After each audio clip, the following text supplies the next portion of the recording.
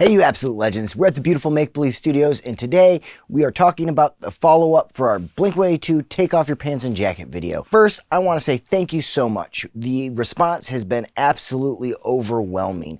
And before we went into it, and I said in my video, I was very proud of the work that we were trying to accomplish, but the response that you guys have shown to us just makes me so immensely proud of everyone involved in this. Thank you to Ryan, thank you to Austin, thank you to Daniel, thank you to Neil, all of the people who have been helping me try and dial in these tones. I really appreciate you. And all of you people leaving comments below, I really appreciate that too. So let's try and answer some questions.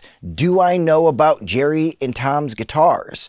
Yeah, I've spent years trying to figure this out, and I know a lot about things that people talked about. You know, there's not too much information directly from the source, but there's information that's floated around through the recording industry for years. And in particular, there was a gold top Les Paul that was talked about a lot. There was a maroon Les Paul that was talked about a lot. There was a butterscotch Telly that Jerry owned that was talked about a lot. Plus a lot of other guitars that seem to may have had more specific uses or got used on stuff. One of the ones that I love is the Gothic Gibson Explorer with EMG pickups, which you can actually see Jerry had, and it's one of the guitars that Tom went and purchased and kept using, I'm assuming, but he definitely kept one, you know, in his studio throughout the years. There's other guitars like the Telly Jr., which Jerry owned a lot of, and there are videos of Tom recording with that guitar, one in particular that is a tone that I absolutely love,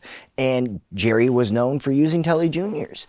That said, I do believe at the end of the day, he loved Les Pauls. And that's what I'm hearing. Someone has brought up, did they use Tom's Les Paul with the Invader in it? And when I listen to the Enema of the State tone that we got, I think it's perfect for some songs. And then some other songs I think have more gain to them.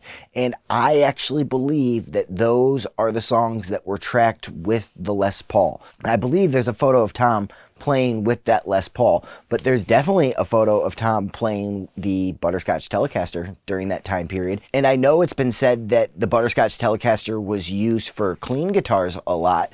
There's a very interesting video that's on YouTube from a band that Jerry produced in the early 2000s called 12 Volt Sex, and this is actually right around the time period of after Enema of the State and before Take Off Your Pants and Jacket. And there's a couple interesting things going on in this video that I can see.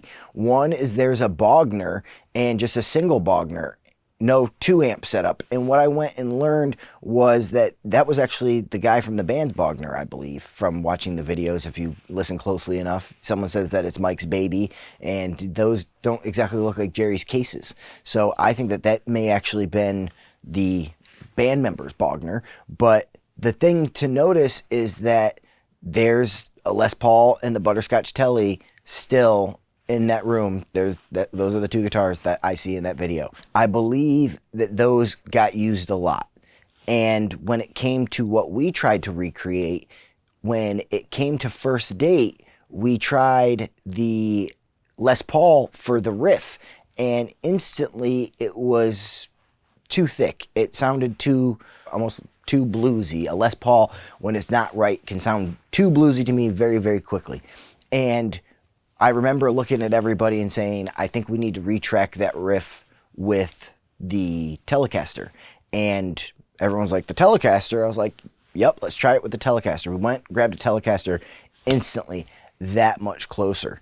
The Gibson Gothic guitar with the EMGs definitely became more of a riff guitar as it went on, and you can see Jade from AFI playing that guitar, and I think it's a big part of the Sing the Sorrow tone, which is the next tone that we've actually done. We borrowed a rectifier from our great friends John and Neil, and we have our Marshall JMP, and we dialed in a tone that I think is very close to Sing the Sorrow, and I shot a video with Dan, and I'd love to release it for you guys, but we got a copyright strike, so we have to figure that out before another one of these tone recreation videos will go up.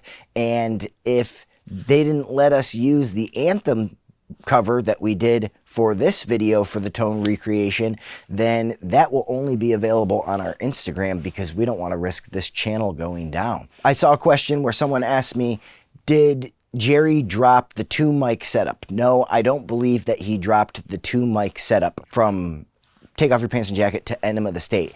Just that what I noticed is when I did Enema of the State, these microphones were pretty much the sounds that I was getting from each one of these. I don't think that he was relying heavily on a 67 to make the Mesa Boogie brighter in a lot of his tones. And I think the Royer 121 does really well on his, what I call his bottom amps, which after the Mesa Boogie became the Diesel VH4.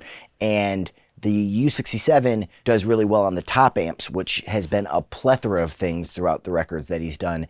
And that microphone has changed a little bit. Originally it was a Rode NT2, and then it turned into the U67. And then in his later career, when working with Ryan Hewitt, he was introduced to the Gefell microphones, and he used one there. And there's articles about that out there on the internet. That said, thank you so much for joining us and going down this rabbit hole with us. There are a couple other things to talk about when it comes to the tone, which is mixing. These tones were clearly tracked and they were thought of for the songs, and the instruments were chosen for the particular songs, but also there were decisions made in the mix to help make things fit better and work, I'm assuming. I'm not Tom Lord-Alge, but he is absolutely amazing at his job. Hello, Tom.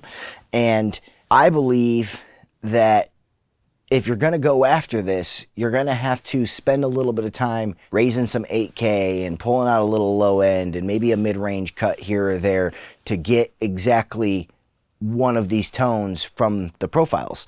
But First Date sounded very, very, very close. And we also went and did Anthem Part 2, so we had to make some EQ decisions on our SSL when it came to that one.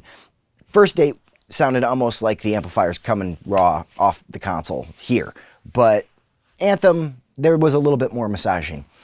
You guys are halfway there, and we really appreciate you watching. Hopefully you guys will get to 10K tomorrow, because if you put on 5,000 views today, hopefully we'll continue the streak and put on another 5,000 by tomorrow. You guys will be playing these profiles while we're at NAMM, and we will be at NAMM making content and taking videos of all the cool stuff that we run into and all the cool people that we meet. So if there's anybody that we should know or anything that you'd like to see, please let me know. And when we get back from NAMM, we are going to give away one of our guitar pedals because we have officially hit 2,000 subscribers. So thank you so much for being here with us, and we really, really do appreciate it.